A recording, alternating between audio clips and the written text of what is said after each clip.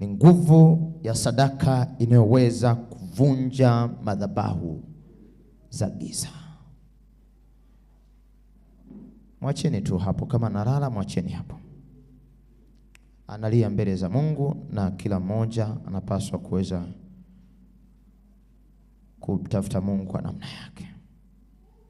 Hiyo bangili akishaamka na iomba hapa madhabahuni kwanza. Shemasi, niletee hiyo bangili madhabahuni.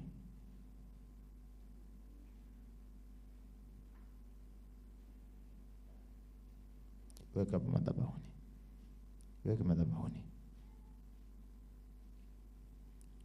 Nguvu ya sadaka inayoweza kuvunja madhabahu za giza.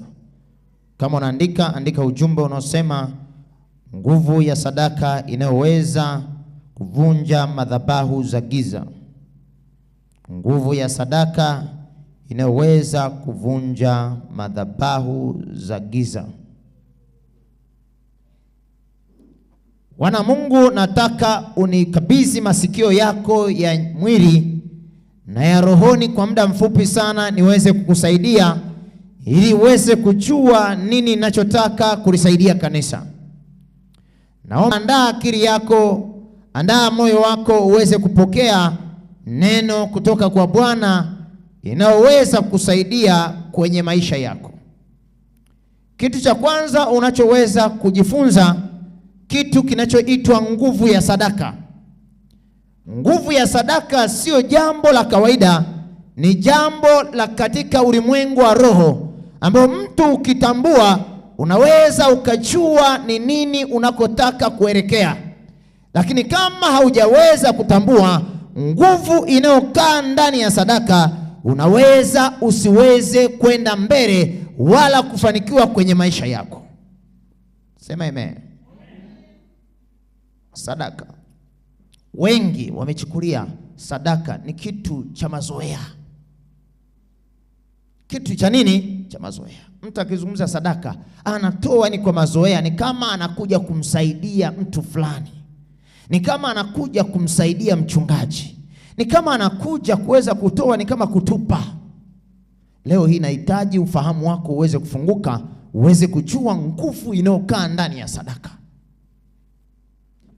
Ibrahimu akanyanyuka zake, Mungu alipozungumza naye akiwa katika mahali penye utulivu.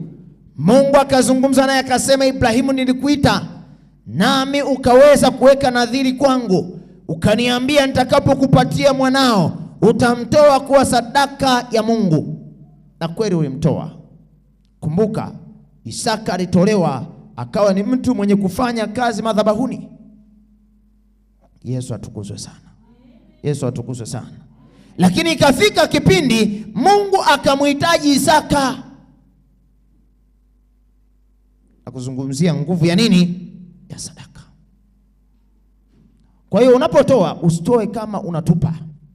Hiyo ni 500, hiyo ni 1000, hiyo ni shilingi 10,000, ni kiwango chako cha imani unachotaka kukipandisha, kwa sababu fedha ya mtu na utoaji wake ni kiwango cha imani, sio kitu cha kawaida. Ibrahimu akaongea na Mungu, na Mungu akaweza kumwambia ni lazima aweze kwenda kutolea Mungu sadaka. Akamwambia hivi, sadaka ninayohitaji ni Isaka niliyokupatia. Sadaka haina majadiliano. Mungu alivyomtokea Ibrahimu kuweza kumtolea sadaka, na akamwambia sadaka ya kutoa. Hapa tuliopo, kabla ya kuja kutoa sadaka, Mungu anazungumza na wewe mara ya kwanza. Sadaka unayopaswa kutoa ni hii hapa. Lakini baada ya muda utaona kuna mashindano. Unaanza kushindana kwenye moyo wako kwa Bwana, hapana, toa hiki. Toa hiki. Sauti ya pili huwa sio sauti ya Mungu. Sauti ya Mungu ni sauti ya nini? Ya kwanza. Hakumshirikisha mke wake. Sadaka sio mpaka uweze kuzungumza na familia. Mimi mambo 99% mambo ya sadaka hapa, mke wangu huwa anasikiaga nikiwa nipo hapa, huwa hatuna vikao.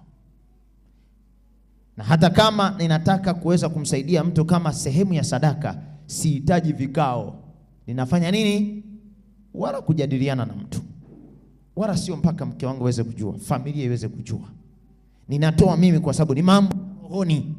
Yesu asifiwe sana. Yesu asifiwe sana.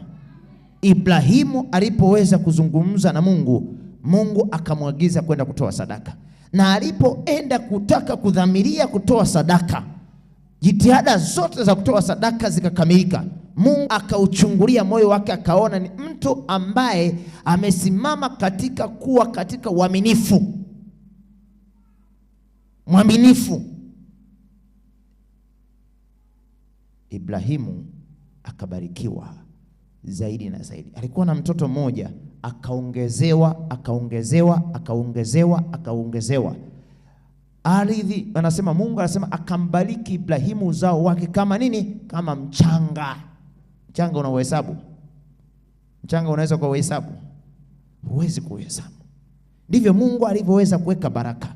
Na mtu yeyote anapokuwa amedhamiria kuweza kutoa sadaka ambayo inamgusa kwenye moyo wake, anahitaji aweze kuchukua maamuzi ya kutoka rohoni na sio mwilini. Haleluya kanisa. Kitabu kile cha Zaburi sura ile 50 na ule mstari wa 5, msomaji wangu, sura ya 50 mstari ule wa 5, Zaburi. Biblia inasemaje? Naomba ukae na maiki pale pale. Mstari wa 5. Mungu anaelekeza nini? Mungu anaelekeza nini? Sikia haya maneno. Zaburi ya 50 mstari wa 5, Biblia inasema nikusanyieni wacha Mungu. Nikusanyieni wacha Mungu.